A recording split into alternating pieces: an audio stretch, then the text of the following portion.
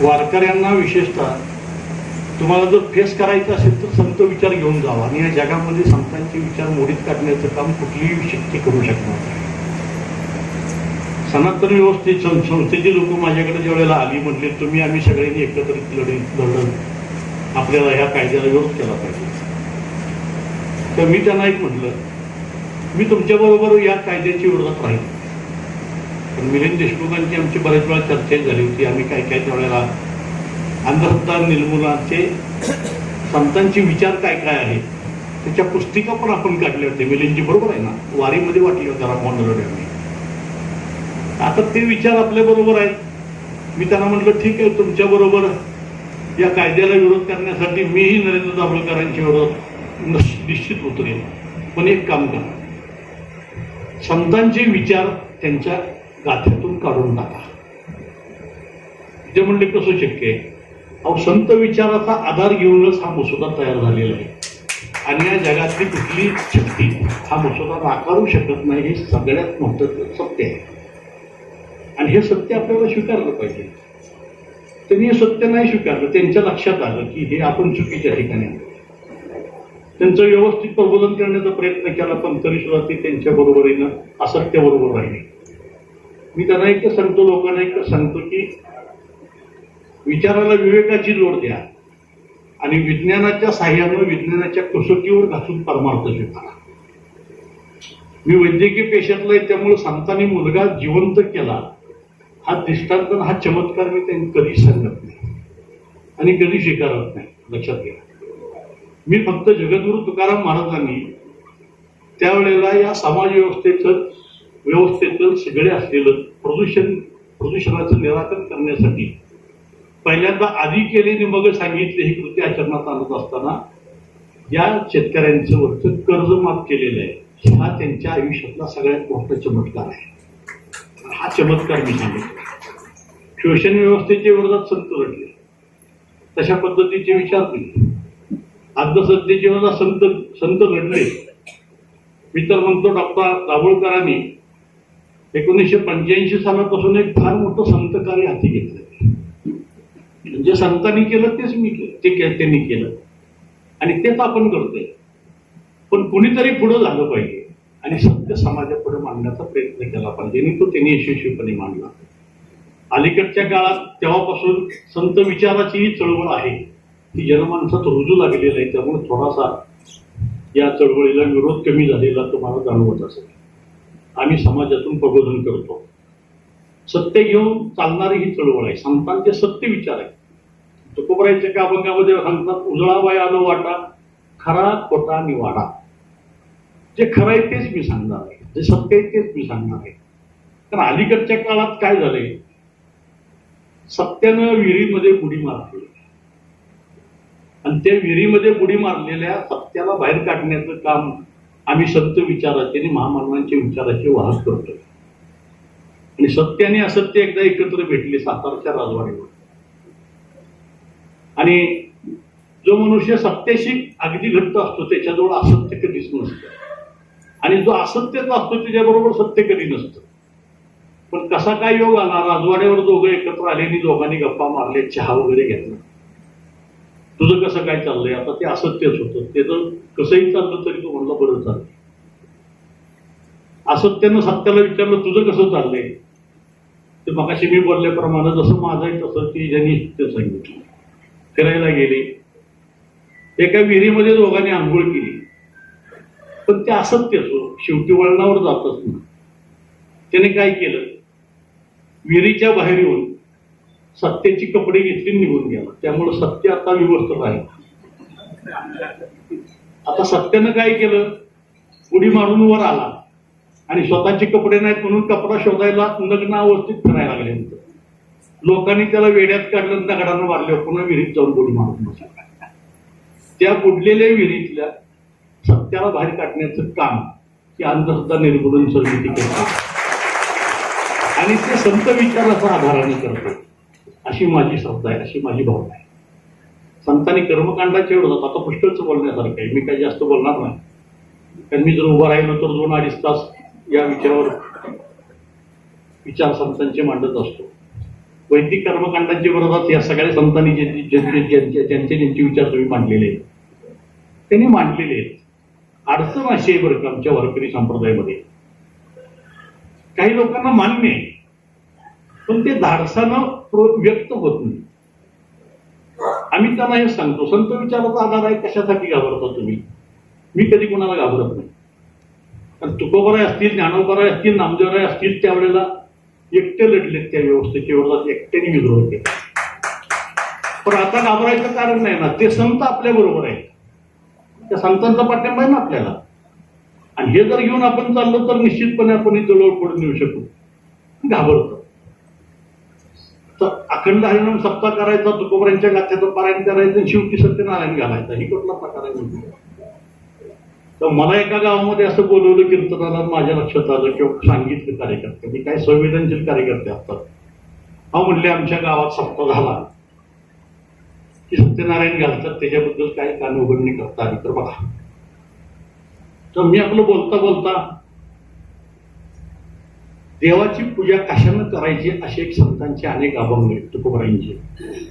त्यामध्ये एक अभंगाची मांडणी केली, म्हणजे कासयाने पूजा करू केशी राजा, हाची संदेह माझा फेडे आता, उदके नानू तरी स्वरूप ते तुझे, गंधाचा सुगंध पुष्पाचा परिमळ, तेथे मी दुर्बळ काय वाहू, वाहू दक्षिणा तरी धातू नाराय, अन्नतेची ब्रह्म तुझे काही, असा एक तुकोबरायांचा अभंग आहे. असा एक अभंग आहे, कशानं तुझी पूजा करू. तर त्याच अभंगामध्ये पुढच्या दुसऱ्या अभंगामध्ये म्हटले, पूजा होते मुक्ता फळीनी रस होऊया मंगळी, भगवंताचं नामस्मरण करा हीच त्याची पूजा आहे. आणि मग सत्यनारायण पूजा कशासाठी घालताय? नाही म्हणले ते पहिल्यापासून आलेलं आहे. त्यांना तुकोबरायांचं प्रमाण सांगितलं, नको चालीवरी चित्त ठेवू, हेही तुकोबरायांनी सांगितलंय ना, नको चालीवर चित्त ठेवू, त्या चुकीच्या चाली असतील ते स्वीकारू नको, हेही सांगितलं. हे काय त्यात आणत नाही तुम्ही. पण तरी सुद्धा जर तुम्ही सत्यनारायण करत असाल तर एवढ्या मोठ्या ज्ञान यज्ञावर तुम्ही खऱ्या अर्थानं मिठाचा खडा टाकता, हे लक्षात ठेवा. मी त्यांना सांगितलं, माझ्या घरामध्ये, आणि तुमच्या माहितीसाठी सांगतो, गेल्या 35 वर्षापूर्वीपासून सत्यनारायण झालेला नाही आणि मी करत नाही. आता काही लोक म्हणतात की अभिमानानं सांगायची गोष्ट आहे का? नाही नाही, अभिमानानं सांगायचीच गोष्ट आहे. आमच्या घरात सत्यनारायण होत नाही यात काय सांगायचं? होत नाही, नाही होत, आम्हाला तो मान्य नाही. जगाच्या कल्याणासाठी सत्यनारायण जर सांगितलं, हे जर संतांनी आम्हाला सांगितलं असतं तर आम्ही नक्की सत्यनारायण घातला असता. संतांनी कुठं उल्लेख केलाय का? तुकोबाईंनी असं कुठं म्हणलंय का? नामदेवरायांनी कुठं असं म्हणलंय का? परुळेकर महाराज की तुम्ही सत्यनारायण घाला म्हणजे तुमचं कल्याण होईल, म्हणलेत का? आम्हाला सांगू द्या ना. पण तरी सुद्धा मी म्हटलं, आमच्या घरी सत्यनारायण असतो, पण सत्यनारायणासारखी पूजा बांधतो आम्ही. आणि मग त्यांना सांगितलं आम्ही काय वाचतो, तर आम्ही तिथं ज्ञानोबरायांचा हरिपाठ वाचतो. त्या हरिपाठामध्ये सांगितले, योग याग विधी सिद्धी वायाची उपारी दंबधर्म, भावे विन देव न कळे संदेह गुरुविना लोक कैसा कळे, तके विन दैवत दिध्याविन प्राप्त गुजेविन हित कोण सांगे, असे अभंग म्हणतो. त्या हरिपाठामध्ये 5 प्रकरण आहेत. तर त्या 5 प्रकरणामध्ये तेवढी वाचत जायची. साधुवाण्याचा आपला संबंध ठेवायचा नाही. साधुवाण्यामुळे त्या नाव नदीत बुडली, सागरात बुडली असंही काय म्हणायचे. फक्त ते एका गावात एक साधुवादी होता, एकच होता, बाकी सगळे गेले होते. आपलं असं कीर्तनामध्ये सांगत असतो. आणि त्या साधुवाण्यानं सत्यनारायणाची पूजा घातली आणि त्याचा प्रसाद त्याने भक्षण केला नाही म्हणून त्याची नाव बुडाली. ते वाचत असतं, ते टोनमध्ये असतं, तुम्हाला माहिती असेल नसेल, टोनमध्ये असतं. मग आम्ही तसंच टोनमध्ये वाचतो. देवाच्या द्वारे युगाक्षणवरी त्याने मुक्ती 4 साधी हरिमुक्ती म्हणा, हरिमुक्ती म्हणा पुण्याची गणना कोणगिरी ती श्री स्कंद पुराणे प्रथम अध्याय असं म्हणायचे. किंवा आता त्यांनी एक अभंग शतक सांगितलेलं आहे, ते असं पोथीसारखं बनवलंय. तुम्ही एकदा घ्या, ते पोथीसारखं बनवलंय. असे पोथी उघडायची, खंड क्रमांक 1, जोडून आधन उत्तम व्यवहारे उदास विचारे वेच करी. काय सुंदर विचार आहे तो. पण असलं नाही पोथी वाचायची, तेव्हा साधुवाण्याची वाचायची. मी कीर्तनामध्ये आमच्या महिला भगिनींना सुद्धा सांगत असतो, तुम्हाला पांडुरंगाची शपथ आहे, वैभवलक्ष्मीचं व्रत कधीच मार्गदर्शनमध्ये करू नका. कीर्तनामध्ये हे सांगतो मी त्यांना सांगतो, वैभवलक्ष्मीचं व्रत तुम्ही करता, त्याच्यामुळे तुमच्या घरात लक्ष्मी आली नाही, उलट पुस्तकं छापणाऱ्याच्या घरात लक्ष्मी मिळते. फक्त महिलांना आणि आम्ही त्यांना अगदी त्यांच्या श्रद्धेपोटी पांडुरंगाची आण घालतो. तुम्हाला पांडुरंगाची शपथ आहे, तुम्हाला जर कुठलं व्रत करायचं असेल, कुठली पोथी वाचायची असेल तर माझ्या जनाबाईची पोथी वाचा. त्या जनाबाईमुळे स्त्री संस्कृती, स्त्री मुक्तीची चळवळ इथं उभारली गेली आणि स्त्रियांना या प्रवाहामध्ये आणण्याचं काम जनाबाईंच्यामुळे झालेलं आहे, जिजाऊंच्यामुळे झालेलं आहे. की ज्यांनी सतीच्या चालीवर पहिल्यांदा आवाज उठवला त्या जिजाऊ राष्ट्रमाता जिजाऊ आहे. ज्यांनी महात्मा ज्योतिबा फुलेंच्या आपल्या सगळ्यांच्या आवडत्या असलेल्या आणि सगळ्यांच्या मार्गदर्शिका सावित्रीबाई फुले, त्यांच्यामुळे तुमच्या हातात लेखणी आलेली आहे, त्यांच्यामुळे तुम्ही इंजिनियर झालाय, त्यांच्यामुळे तुम्ही या क्षेत्रात, त्यांचं कधी चरित्र वाचत नाही तुम्ही. फातिमा शेख तुम्हाला माहिती नसेल, नाहीच म्हणतात अहो. आता फातिमा शेखचं कार्य किती उत्तुंग आहे. सावित्रीबाई मातेंच्या बरोबर खांद्याला खांदा लावून त्यांनी काम केलेलं आहे आणि त्याच्यामुळे तुम्ही सुशिक्षित झालाय आणि म्हणून तुम्ही पोथी वाचताय. पण ती पोथी न वाचता सावित्रीबाई फुले वाचा, जनाबाई वाचा, जिजाऊ मासाहेब वाचा, बहिणाबाई वाचा. निदान तुमच्या पोटी एखादी जनाबाई किंवा जिजाऊ तरी जन्माला येईल. नका ते व्रत करू. अशा पद्धतीनं आम्ही हे कार्य कुणामुळे करतो तर संतांच्या विचाराची प्रेरणा आम्हाला मिळालीच, पण त्याच्याबरोबर डॉक्टर नरेंद्र दाभोळकरांची फार मोठी प्रेरणा आम्हाला मिळाली, हे आम्ही ते कबूल करतो. कारण डॉक्टर साहेबांचे अनेक प्रवचन व्याख्यान ऐकण्याचा मला योग आला. आमच्या गावात एकदा दोनदा ते आले होते. त्यावेळेला त्यांनी एका व्याख्यानामध्ये एक दृष्टांत सांगितलेलं, मी कीर्तनामध्ये लिहिलं सांगतो की गाडगेबाबांनी जवळ बसलेल्या कर्मवीर भाऊरावांना उठवून सांगितलं होतं, गोरगरिबांच्या, पददलितांच्या, दीनदुबळ्यांच्या मुलांना हा सांभाळतो, फुकट शिक्षण देण्याचा प्रयत्न करतो, फुकट पुस्तकं देतो, फुकट वस्तू वह्या देतो आणि फुकट त्यांना राहण्याची सोय करतो. हा आपल्या सगळ्यांचा देव आहे, त्याचं नाव आहे कर्मवीर भाऊराव पाटील. हा देव आम्ही सांगतो समाजामध्ये. आणि तुकोबरायांनी सुद्धा देव नाकारला का असा प्रश्न विचारला जातो. असे अनेक अभंग आहेत की तुकोबरायांनी देवाच्या विरोधात सुद्धा विद्रोह पुकारला. हे देवा, विषमतेच्या भिंती जरी या जगामध्ये निर्माण होऊन आमच्यामध्ये फार मोठी विषमतेचे विचार जर पसरत असतील आणि हे जर तुला मान्य असेल तर तुकोबाने एका अभंगामध्ये सांगितलं, माझ्या लेखी देव मेला, असेल त्याला असोत, असेल त्याला असोत. दुसऱ्या अभंगात म्हणतात, नी दादरा तुझं नाही याती पण चोरटा शिंदळ ठावा ज्याला. भगवंताला उद्देशून म्हणतात, नी दादरा तुझं नाही याती पण. ते आणखी दुसऱ्या एका अभंगात म्हणतात, बैल तू देवा भारवा, तू बैल आहेस. तो आणखी एक सगळ्यात महत्वाचा अभंग आहे की आहे ऐसा देव वधवा विवानी आणि नाही ऐसा मनी अनुभवा. देव नाकारला पण देवाबद्दलची शुद्ध श्रद्धा त्यांच्या अंतःकरणामध्ये होती. पण ती शुद्ध श्रद्धा बाजूला करून वैदिक कर्मकांडाचं, अंधश्रद्धेच्या विचाराचं समर्थन करत जर तुम्ही भक्ती करत असाल तर ती ठार अंधश्रद्धा आहे. आणि ही ठार अंधश्रद्धा घालवण्याचं काम सगळी संत मंडळी करतात, सगळे महामानव करतात. आणि त्या महामानवांच्या आणि संतांच्या विचाराचं काम आमची अन्निश चळवळ करत असेल तर आम्ही अन्निश बरोबर असताना या भूमिकेनं मी तुमच्या बरोबर असतो, तुमच्या विचाराशी बरोबर असतो, तुमच्या कृतीबरोबर असतो. आज मी तुमच्या समोर आहे, काहींना नवीन वाटत असेल, पण आमचे मिलिंद देशमुख असतील, रामभाऊ नरवडे असतील, आमचे हमीदजी असतील, आमचे प्रशांत पोद्दार असतील, मोहसिन खान आहेत, यांना माहिती आहे की आम्ही या विचाराचं काम अनेक वर्षापूर्वीपासून करतो. आणि हे विचाराचं काम करताना विचाराला विवेकाची जोड दिली जाते. आणि जिथं विवेक आहे, जिथं सत्य आहे, ते सत्य आमचं आहे. अलीकडच्या काळामध्ये आमचं ते सत्य म्हणून चालणारे विचारधारा आहे, त्याला आमचा विरोध राहील. वारकरी संप्रदाय हा सत्याचा मार्गाने चालणारा हा खरा भागवत वारकरी संप्रदाय.